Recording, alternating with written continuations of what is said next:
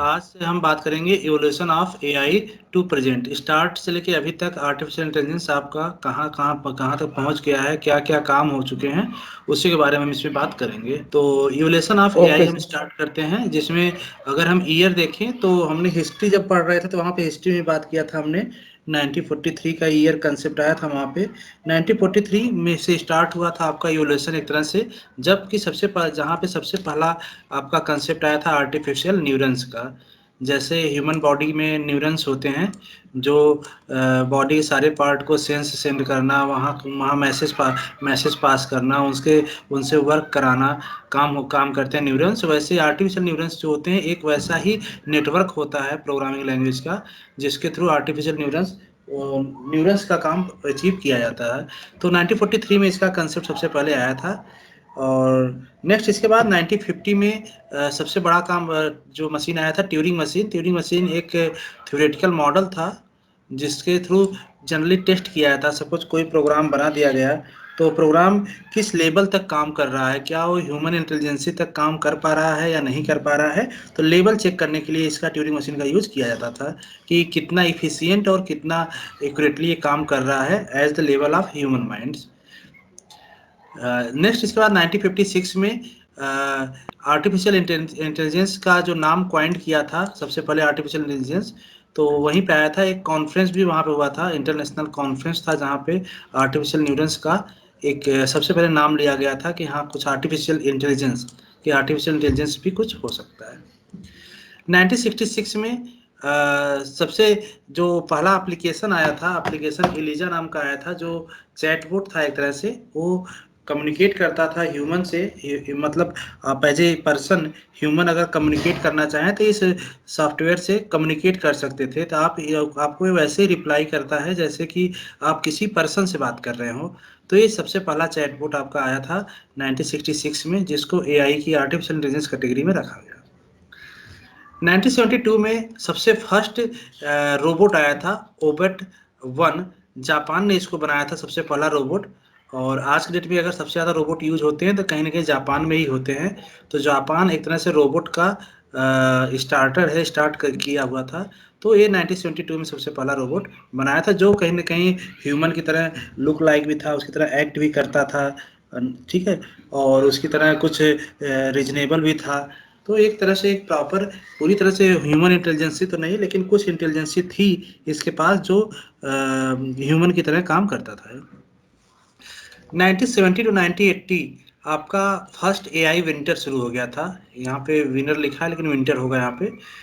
AI winter का मतलब था कि इस टाइम वर्ल्ड इकोनॉमी इतना ज़्यादा बूम पे नहीं थी, जिसकी वजह से कि इस टाइम आर्टिफिशियल इंटेलिजेंस पे इतना काम नहीं हुआ। इस 6 साल तक आर्टिफिशियल इंटेलिजेंस पे कोई मेजर काम नहीं हुआ, ना तो कोई गवर्नमेंट इस पे इन्वेस्ट की, ना तो किसी के पास इतना फाइनेंस था। फाइनेंशियल क्राइसिस की वजह से उतना मेजर काम नहीं हो पाया था। तो इसको फर्स्ट एआई विंटर कहा जाता है, क्योंकि यहाँ पे कोई बड़ा एप्लीकेशन या प्रोग्राम ऐसा कुछ नहीं हो पाया था। 1980 में फिर एक्सपर्ट सिस्टम आया था। एक्सपर्ट सिस्टम का स्टार्ट 1980 में हुआ था। एक्सपर्ट सिस्टम मीन्स किसी पार्टिकुलर कोई ऐसा सॉफ्टवेयर या ऐसा कोई एप्लीकेशन जो किसी पार्टिकुलर फील्ड का, पार्टिकुलर एरिया का एक्सपर्ट हो। जैसे टेम्परेचर मॉनिटरिंग सिस्टम हो गया, ऑक्सीमीटर हो गया, या फिर आपका सपोज कि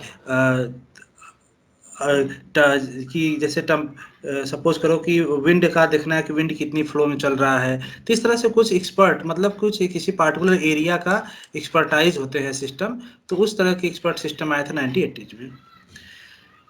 1987 टू 1993 अगेन आपका सेकेंड एआई विंटर स्टार्ट हो गया था। यहाँ भी कोई इतना मेजर काम नहीं हुआ आर्टिफिशियल इंटेलिजेंस पे। वही फंड की वजह से, वर्ल्ड की इकोनॉमी इतनी अच्छी नहीं थी जिस वजह से इस पे इतना काम नहीं हुआ था। इस ड्यूरेशन में अगर देखें तो इंडिया में भी इकोनॉमी काफ़ी डाउन थी। जो आप देखते हो, आप सुने होंगे न्यूज़ में या पोर्टल कहीं देखेंगे तो 1992 और 1991 इस टाइम इंडिया की इकोनॉमी बहुत ज़्यादा बुरी हो चुकी थी। तो ऐसे वर्ल्ड की इकोनॉमी इस टाइम डाउन थी, तो यहाँ पे एआई में बहुत ज़्यादा काम नहीं हुआ। लेकिन इसके बाद, इसके जस्ट बाद से ही, क्योंकि यही ड्यूरेशन था जब इंटरनेट भी आपका दुनिया में आ चुका था, तो इसके बाद से जो होता है बहुत ज़्यादा बूम पे आपके एआई एप्लीकेशन बनते चले गए। आज के डेट में इतने एप्लीकेशंस डे टू डे आ रहे हैं जो आर्टिफिशियल इनेबल्स हैं, जिसको हम काउंट नहीं कर सकते।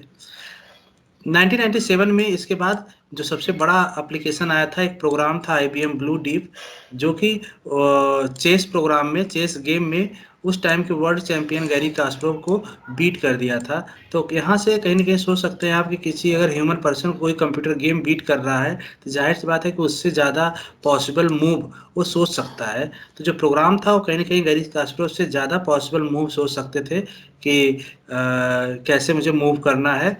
तो यहाँ पे ये एप्लीकेशन एक था जो कि AI इनेबल्ड गेम पहली बार आया था। इसके बाद माइक ऑफ कर दो बेटा, किसका माइक चल रहा है। 2002 में एक डिवाइस आया था, गूगल ने डिवाइस लाया था सबसे पहला, रोम्बा नाम का, जो एक artificial intelligence enabled vacuum cleaner था। घर पे आप यूज करने, क्लीन करने के लिए आप इस डिवाइस का यूज कर सकते थे 2002 में। मतलब ऐसे होम अप्लायंस भी AI इनेबल्ड आने लगे थे, जो कि जनरल लाइफ में लोग अपने यूज करने लगे थे।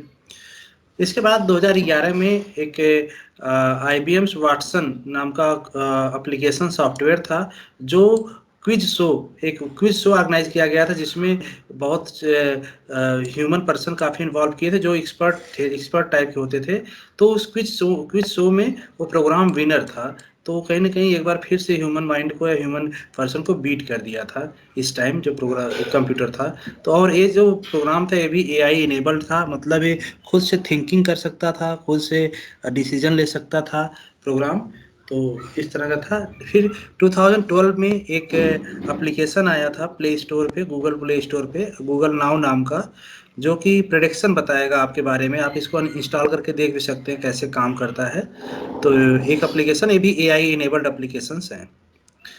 2014 में अगेन एक चैटबॉट आया था, जैसे आपका चैटबॉट यहाँ पे एलिजा नाम का था 1966 में, वैसे ही चैटबॉट आया था।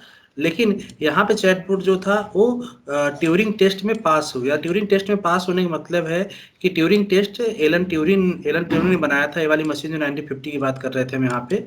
इसमें क्या था, अगर इस टेस्ट को कोई पास कर जाता है, प्रोग्राम या सॉफ्टवेयर या कोई एप्लीकेशन, तो जाहिर सी बात है कि वो कहीं ना कहीं ह्यूमन के इंटेलिजेंट लेवल तक वो काम कर रहा है। ठीक है।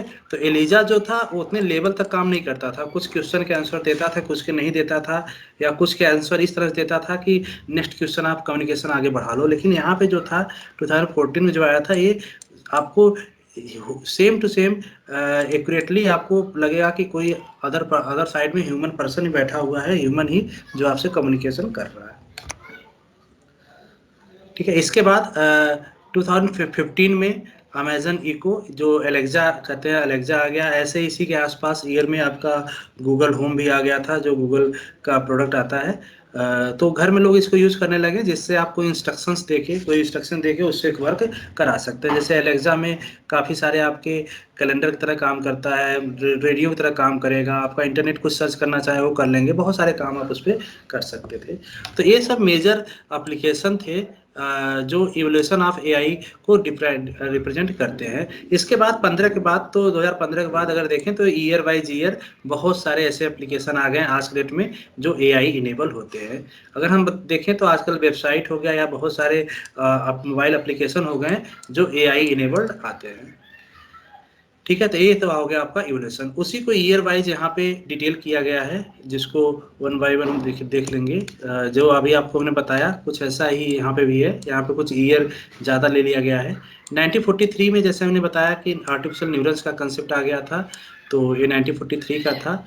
The first work which is now recognized as AI was done by Warren McCoy and Walter Pitts in 1943। ये आप याद कर सकते हैं नेम, वैसे ज़रूरत नहीं इतना नेम याद करने की, आप सिंपली याद ईयर वाइज नाम याद कर सकते हैं कि मेजर वर्क क्या हुआ था उस टाइम। तो आर्टिफिशियल न्यूरल्स उस टाइम आ गया था।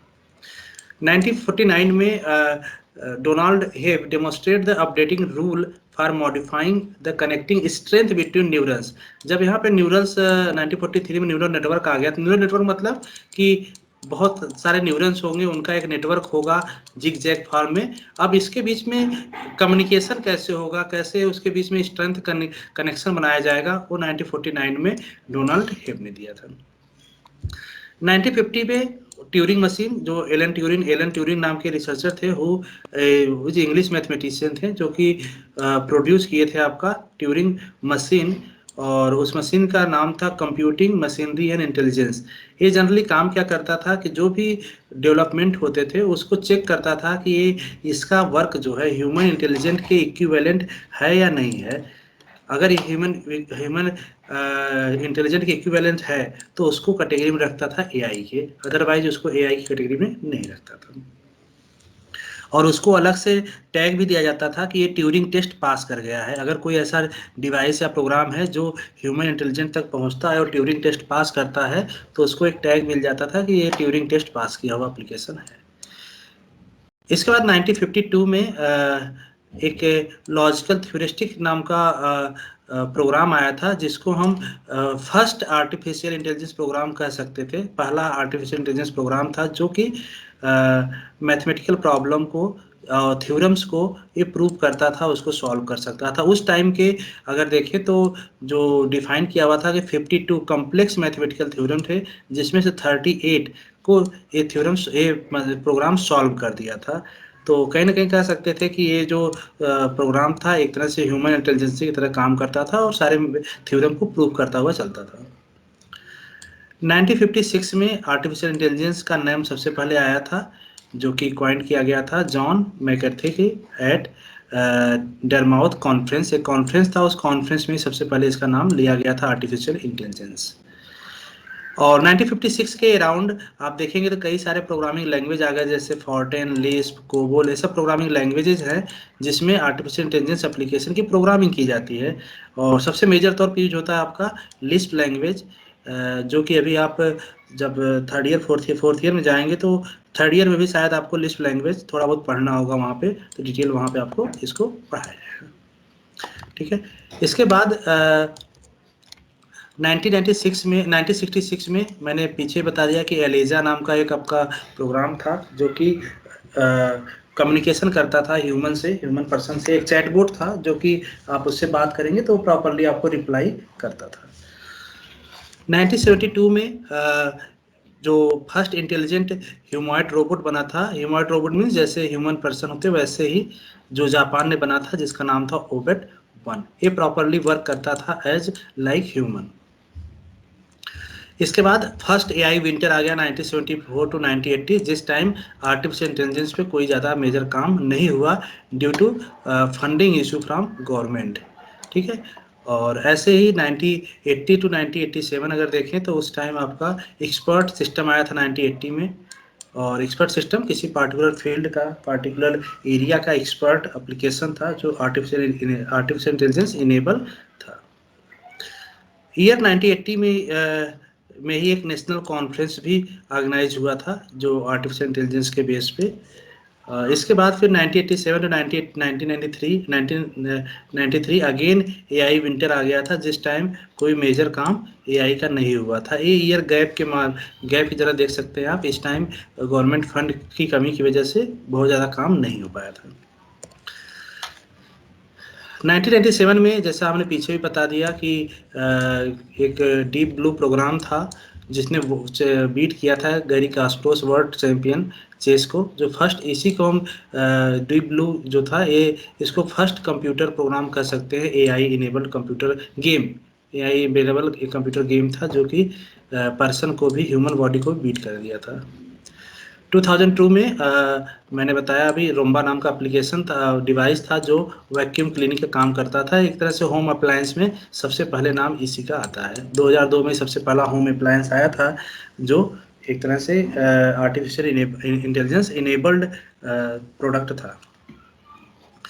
इसके बाद 2006 से देखें तो आपके 2006 से काफ़ी फेसबुक, ट्विटर, नेटफ्लिक्स, बहुत सारे वेबसाइट्स और एप्लीकेशन ऐसे आने लगे जो एआई का यूज़ करके आपके बनने लगे। मतलब अगर फेसबुक देखेंगे तो फेसबुक पे आपके पास जो आज के डेट में है वो एआई इनेबल्ड है, ट्विटर भी एआई इनेबल्ड होते हैं, नेटफ्लिक्स है जो वो भी एआई इनेबल्ड है। ऐसे अमेजन प्राइम भी आज के डेट में जो आता है वो भी एआई इनेबल्ड है। ये सारे एप्लीकेशन आर्टिफिशियल इंटेलिजेंस की तरह काम करते हैं। जैसे फेसबुक अगर देखें आप तो फेसबुक ओपन करेंगे तो हर पर्सन के फेसबुक के होम पेज पे अलग अलग सजेशन आएगा, एडवर्टाइज आएगा, तो वो किस बेस पे आता है, वो कहीं ना कहीं आपके माइंड को रीड करता है, आप क्या चीज़ पसंद करते हैं, आपको प्रेफरेंस की चीज़ ही आपको दिखेगा। ऐसे ही ट्विटर पे है, नेटफ्लिक्स पे भी ऐसे आप देखते होंगे, जिस टाइप के आप मूवी या वीडियोस देखते होंगे उसी टाइप के आपको सजेशन में वहाँ पे दिखेगा। तो वो जनरली कंसेप्ट वहाँ पे यूज किसका होता है, एआई का है। इसके बाद 2000 से लेके अभी तक एक अलग ही इरा चली कंप्यूटर सिस्टम की, जहाँ पे आपका कंसेप्ट आया था डीप लर्निंग, बिग डेटा और आर्टिफिशियल इंटेलिजेंस को लेके साथ में। तो डीप लर्निंग और बिग डेटा का काफ़ी यूज होगा, क्योंकि 2011 के पहले इतना ज़्यादा डेटा की बात नहीं किया जाता था। मीन्स डेटा होते थे लेकिन इतना ज़्यादा बिग डेटा की बात नहीं आती थी। बिग डेटा मतलब कि बहुत ज़्यादा डेटा, जो आप काउंटेबल, इतने डेटा कि आपको उसको एनालिसिस करना, उसको स्टोर करना इजी ना हो, तो उसको बिग डेटा कहेंगे। तो 2011 में सबसे पहला जो मशीन डीप लर्निंग का यूज़ करके, इसी डीप लर्निंग का यूज़ करके एप्लीकेशन बना था वाटसन, आईबीएम ने बनाया था वाटसन, जो कि क्विज शो था। इस क्विज शो में बीट किया था वहाँ पे कई सारे अपोनेंट को, और यहाँ पे इसी में सबसे पहले कंसेप्ट लगा था नेचुरल लैंग्वेज अंडरस्टैंड करने का, मतलब जो हम और आप बात करते हैं उसको बहुत ही ईजिली तरीके से अंडरस्टैंड कर सकता था डिवाइस। 2012 में गूगल नाउ एप्लीकेशन आया, एंड्रॉयड ऐप फीचर्स है गूगल नाउ, आप डाउनलोड करके देख भी सकते हैं। ये जनरली प्रोटेक्शन करता है इन्फॉर्मेशन, आप कुछ इन्फॉर्मेशन देंगे उसी के अकॉर्डिंग आपको प्रेडिक्ट करके आउटपुट देगा, प्रेडिक्शन करता है। 2014 में एक चैटबॉट आया जो अभी हमने बताया था, इसका नाम था यूजन गोस्टमैन, जो कि ट्यूरिंग टेस्ट पास किया था। ट्यूरिंग टेस्ट पास करने का मतलब ही होता है कि ये टोटल आपका एज ए लाइक ह्यूमन की तरह ही काम करेगा, मतलब इसका जो लेवल होगा एक इंटेलिजेंसी का वो ह्यूमन लेवल तक होगा। 2080 में एक प्रोजेक्ट डिबेटर आया था फ्रॉम आईबीएन ने लाया था, जो कम्प्लेक्स टॉपिक को भी सॉल्व करता था, जो भी कम्प्लेक्स मैथमेटिकल प्रॉब्लम होंगे या कम्प्लेक्स एरिया है उसके प्रॉब्लम, उसकी उस टाइप प्रॉब्लम को ये सॉल्व करता था। ऐसे 2018 के बाद 1920 बहुत सारे आर्टिफिशियल इंटेलिजेंस के एप्लीकेशन आपको डे टू डे मिलते रहते हैं। तो ये तो हो गया कुछ इवोल्यूशन ऑफ 2016 में एआई टू। सोफिया भी तो आई थी।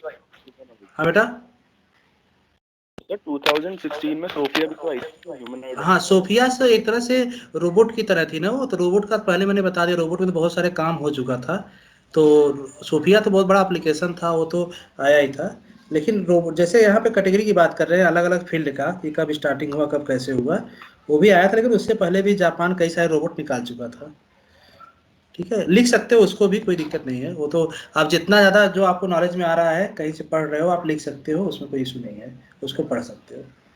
ठीक है, सर जितना हम लोगों ने 2020 में सर जो हमने यहाँ 2020 पे में कवर संविधान किया, ये जो मैंने कवर किया यहाँ पे कुछ ईयर यहाँ पे मिसिंग है। ऐसा नहीं हर ईयर में कुछ ना कुछ तो हुआ ही था, तो कुछ ईयर इसलिए, लेकिन जो इम्पोर्टेंट तो जो एक तरह से गेम चेंजिंग की तरह काम हुआ था उसका यहाँ पे डिस्कस किया था। हाँ पूछो बेटा, पूछो कौन बोल सर रहा है? ट्यूरिंग टेस्ट में क्या होता है, मतलब वन बाय वन क्या बोलो, क्या होता है? क्या चीज?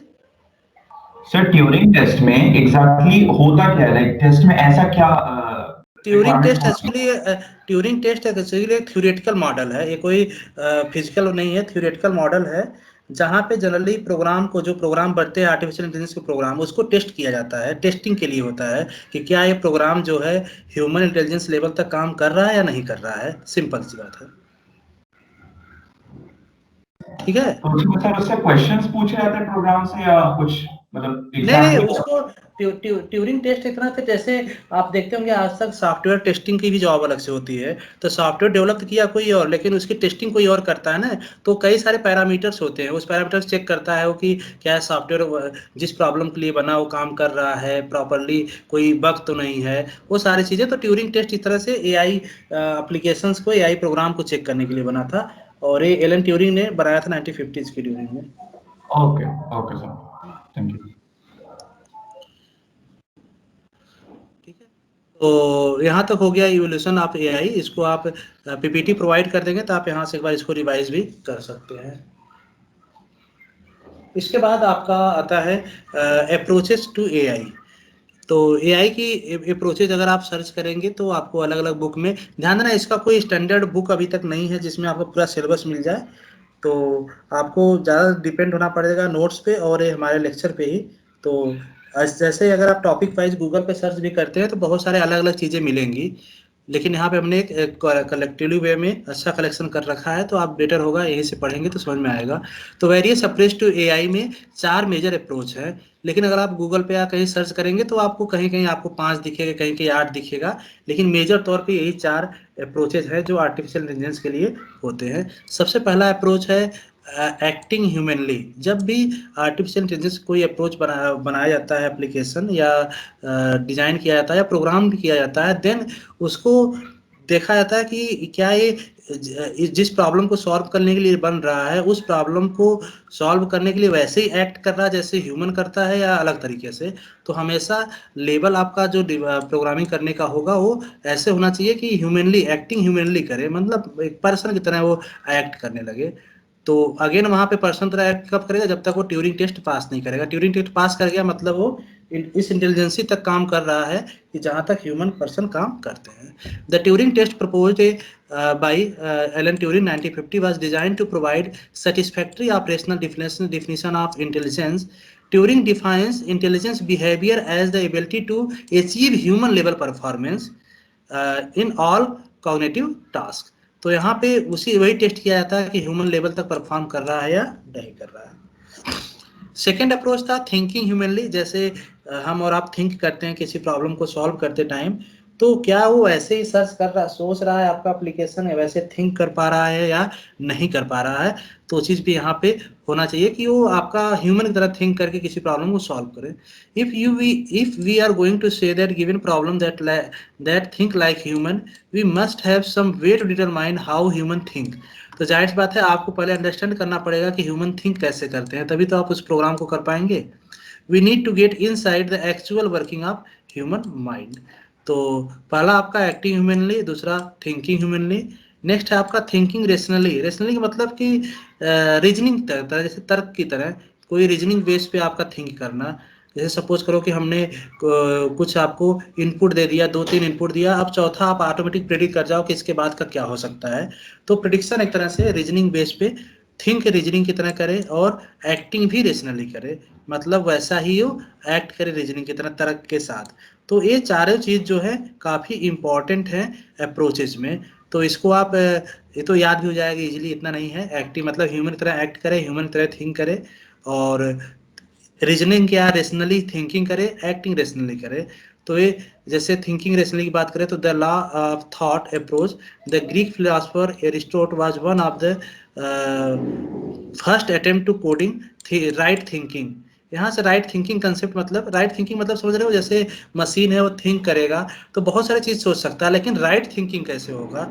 राइट थिंकिंग मीन्स जो आपके थिंक किया डिवाइस वो राइट हो, ये प्रूफ हो जाए, तो वहाँ पे थिंकिंग रेशनली कंसेप्ट आएगा। ऐसे ही एक्टिंग है कि वो एक्ट भी प्रॉपरली करे, जो जैसे आपका रीजनिंग के तौर पे अगर ह्यूमन पर्सन कर सकता है तो वैसे ही रीजनिंग की तरह उसको भी एक्ट करे। तो ये 4 मेजर अप्रोचेस थे, ठीक है। ध्यान देना इन सबसे मेजर तौर पे आपके क्वेश्चंस थ्योरेटिकल क्वेश्चन ही बनेंगे, और कोई ज़्यादा इसमें अभी कोई ऐसा न्यूमेरिकल या कुछ क्वेश्चन नहीं है। सेकेंड यूनिट या थर्ड यूनिट में कुछ न्यूमेरिकल टाइप के प्रॉब्लम आएंगे, लेकिन फिलहाल फर्स्ट यूनिट में आपका मैक्सिमम सारे थ्योरेटिकल ही हैं। नेक्स्ट टॉपिक आता है आपका इसी में, what should all engineer know about AI. कि सभी इंजीनियर को एआई के बारे में मतलब क्या चीज़ जानना चाहिए, क्या होना चाहिए, वो सारी चीज़ें के बारे में यहाँ पे डिस्कस किया है कि एक एआई इंजीनियर्स क्या करता है, ये भी हम देखेंगे यहाँ पे, कैसे कैसे प्रोडक्ट डेवलप करता है। ठीक है, जैसे आप लोग अभी इंजीनियर्स बनोगे तो आपको एआई के बारे में जब भी पास आउट होकर जाओगे तो एआई के बारे में बेसिक सारी चीज़ें पता होनी चाहिए।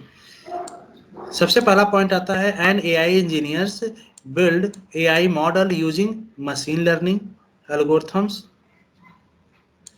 and deep learning neural networks to draw business insight which can use to make business decision that affect the entire organization. जो भी एआई इंजीनियर्स होता है, जनरली ध्यान देना, जो सॉफ्टवेयर इंजीनियर होते हैं वो अलग होते हैं। जैसे आप सॉफ्टवेयर इंजीनियरिंग करेंगे, सॉफ्टवेयर इंजीनियरिंग में जाएंगे तो आप डिफरेंट डिफरेंट कंपनी में करेंगे, लेकिन वहाँ पे अगर एआई इंजीनियर्स होते हैं तो उनको स्पेशली ट्रेनिंग दी जाती है एआई प्रोडक्ट डेवलप करने की, प्रोग्रामिंग के लिए आर्टिफिशियल इंटेलिजेंस की अलग से ट्रेनिंग दी जाती है, फिर वो उसको ट्रेन करते हैं। तो जब ट्रेनिंग दी जाती है तो उनको वहाँ पे मशीन लर्निंग बहुत डिटेल में समझाया जाता है, क्योंकि मशीन लर्न कैसे खुद से करे, इसी मशीन लर्निंग एल्गोरिथम, बहुत सारे एल्गोरिथम्स होते हैं, उस एल्गोरिथम का यूज करके मशीन लर्निंग का कंसेप्ट प्रोग्राम करना।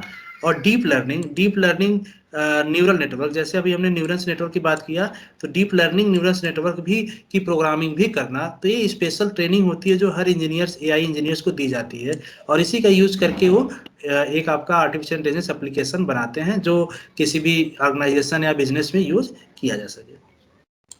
सेकेंड है, these engineer also create weak और स्ट्रांग एआई। यहाँ पे वीक और स्ट्रांग मीन्स दो टाइप के एआई प्रोडक्ट हो सकते हैं, आइदर वीक बनाएगा या फिर स्ट्रांग है, depending on the what goals they want to achieve, वो कैसा काम उससे लेना चाह रहे हैं। तो आप यहाँ से देख भी सकते हैं कि अगर एआई से पूछा जाए कितने टाइप्स के होते हैं, तो आप बोल सकते हैं कुछ एआई वीक आर्टिफिशियल इंटेलिजेंस में आते हैं, कुछ application strong artificial intelligence applications में आते हैं। ठीक है, अब यहाँ पे दोनों को डिफाइन भी किया गया है, वीक क्या होगा और स्ट्रांग क्या होगा। दोनों को पहले समझ लेना एग्जांपल से। वीक आर्टिफिशियल इंटेलिजेंस मतलब कि उसमें कुछ पहले से हम प्री प्रोग्राम कर दें किसी एप्लीकेशन में, और जितने पॉसिबल प्री प्रोग्राम हम कर दें, ठीक है, उतने पे ही केवल एक्ट करे वो, और उसी के अराउंड मीन्स उसी से मिलता जुलता एक्ट करे, कोई टोटली डिफरेंट एक्ट ना करे। लेकिन स्ट्रांग एआई क्या होता है, ये जस्ट लाइक ह्यूमन ब्रेन होता है, मतलब ये कई बहुत सारी चीज़ें आपको सोच सकता है, बहुत सारे चीज़ का वर्क वो कर सकता है। जैसे अगर हम बात करें एलेक्सा की, जो आपको घर में डिवाइस आता है, या फिर गूगल होम, या फिर सीरी की बात करें, जो आईफोन में एक तरह से गूगल असिस्टेंस की तरह काम करता है, ये सारे वीक आर्टिफिशियल इंटेलिजेंस में आएंगे। वीक मतलब कि यहाँ पे इनकी जो प्रोग्रामिंग होती है वो प्रोग्रामिंग लिमिटेड होती है, जो पहले से फिक्स जितनी आ गई उसी पे काम करेंगे, अलग से थिंक नहीं कर पाते कि हमको अलग से हर चीज, मतलब सेल्फ लर्निंग, इनके अंदर सेल्फ लर्निंग नहीं होता। तो उस टाइप के एप्लीकेशन जो होंगे वीक एआई के अंदर आएंगे।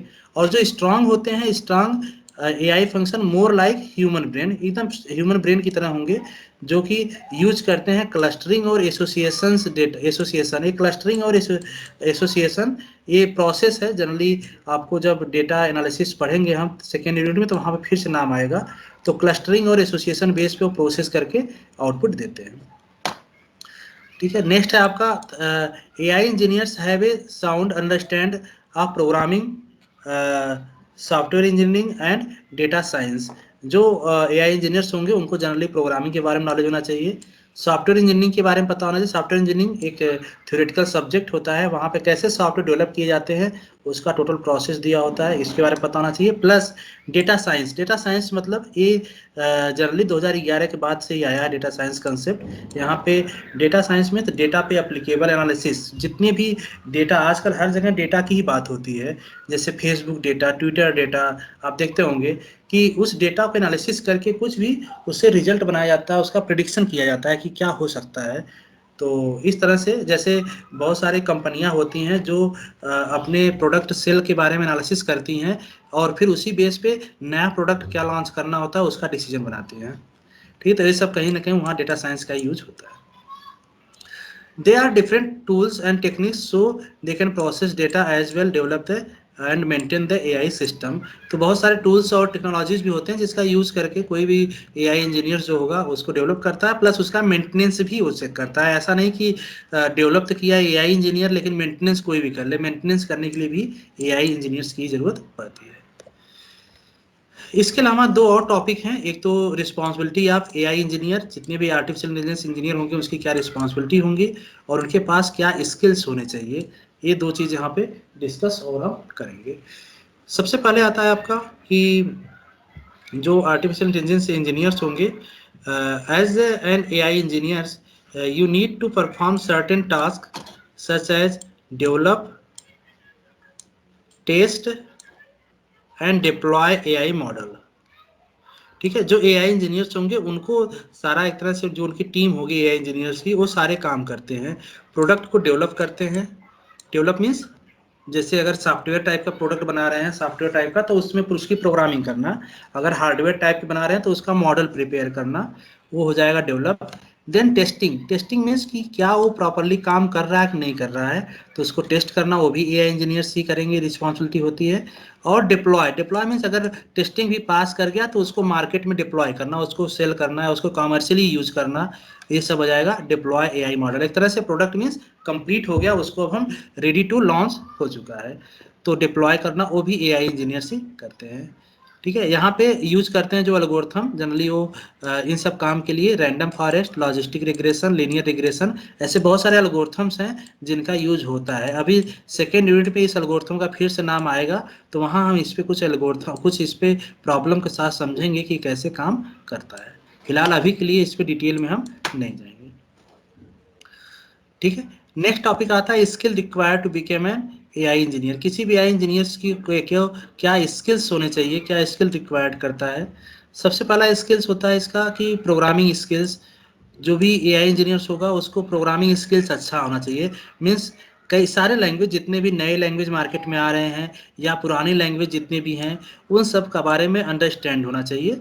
और जो एआई के लिए स्पेशली लैंग्वेज हैं जैसे लिस्प लैंग्वेज या अदर भी लैंग्वेज, पाइथन हो गया, पाइथन में भी आजकल बहुत सारे प्रोग्रामिंग होते हैं एआई के, तो इन सब का प्रोग्रामिंग स्किल्स बहुत हाई लेवल पे अच्छा होना चाहिए। केवल केवल बिगिनर से नहीं होगा, एक्सपर्टाइज लेवल का होना चाहिए यहाँ पे प्रोग्रामिंग स्किल्स। नेक्स्ट उसको मैथमेटिकल, लीनियर अलजेब्रा हो गया, प्रोबेबिलिटी हो गया, स्टैटिस्टिक्स हो गया, इस सब का बहुत तगड़ा नॉलेज होना चाहिए।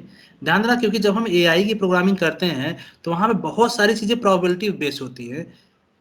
स्टैटिक्स, वहाँ मैथमेटिक्स के स्टैटिक्स वगैरह बहुत सारे यूज होते हैं, फार्मूले यूज होते हैं, लीनियर अलजेब्रा, तो ये सब आपका एक तरह से मैथमेटिक बैकग्राउंड बहुत स्ट्रांग होना चाहिए। अदरवाइज आप प्रोग्रामिंग यहाँ पे नहीं कर पाएंगे। उसके लिए एआई का अगर प्रोग्राम बना रहे हैं या कोई प्रोडक्ट बना रहे हैं then. Next spark and big data technology, जैसा डेटा साइंस के भी हमने बात किया पीछे, तो अगर डेटा साइंस का यूज कर, डेटा साइंस कंसेप्ट यूज करना है तो बिग डेटा और स्पार्क टेक्नोलॉजी के बारे में आपको नॉलेज होना ही चाहिए, तभी आप उसका एनालिसिस कर पाएंगे प्रॉपरली सैंपल डेटा के साथ कि ये प्रॉपरली काम कर रहा है या नहीं कर रहा है। एल्गोरिथम्स एंड फ्रेमवर्क, बहुत सारे एल्गोरिथम और फ्रेमवर्क्स होंगे जो स्पेशली डिजाइन होते हैं आर्टिफिशियल इंटेलिजेंस एप्लीकेशन के लिए, उसको अंडरस्टैंड करना, उसको फ्रेमवर्क को समझना, ये सब होगा। And last, communication and problem solving skill. Communication अच्छा होना चाहिए हमेशा। कम्युनिकेशन हर फील्ड में आपको, जॉब से लेके प्रोडक्ट से लेके किसी भी फील्ड में अगर देखेंगे तो आपको कम्युनिकेशन बहुत ही रिक्वायर्ड होती है। तो कम्युनिकेशन और प्रॉब्लम सॉल्विंग स्किल, आपकी क्या स्किल्स है, कैसे आप प्रॉब्लम सॉल्व करते हैं, किसी प्रॉब्लम कैसे लेते हो, ये चीज़ इसमें आपको देखना है कि क्या इस तरह से मीन्स कि कम्युनिकेशन और प्रॉब्लम सॉल्विंग स्किल दोनों उस लेवल की है या नहीं जो आप एआई एप्लीकेशन डेवलप करने जा रहे हैं। कम्युनिकेशन जनरली रिक्वायर्ड होगा जब आपकी सपोज एक टीम में काम कर रहे हो एआई इंजीनियर्स, तो वहाँ पे अगर कम्युनिकेशन बेटर नहीं होगा तो वो आप प्रोडक्ट डेवलप प्रॉपरली नहीं कर पाओगे। ठीक है। तो ये कुछ आपके एआई इंजीनियर्स के बारे में था। इसके बाद नेक्स्ट टॉपिक आता है अदर इमर्जिंग टेक्नोलॉजी। कुछ यहाँ पे टेक्नोलॉजी है जो अभी पीछे भी नाम आया था या अभी आगे नाम आएगा, तो इसको वन बाय वन हम डिटेल में नेक्स्ट लेक्चर में देखेंगे। अभी फिलहाल हम इसको नहीं ले रहे हैं, तो इसमें नेक्स्ट लेक्चर में 2 टॉपिक बच जाएगा। उस 2 टॉपिक को नेक्स्ट लेक्चर में कवर करेंगे और आपका फर्स्ट यूनिट वहीं पे कंप्लीट हो जाएगा। इसके बाद नोट्स हम प्रोवाइड आपको करा देंगे।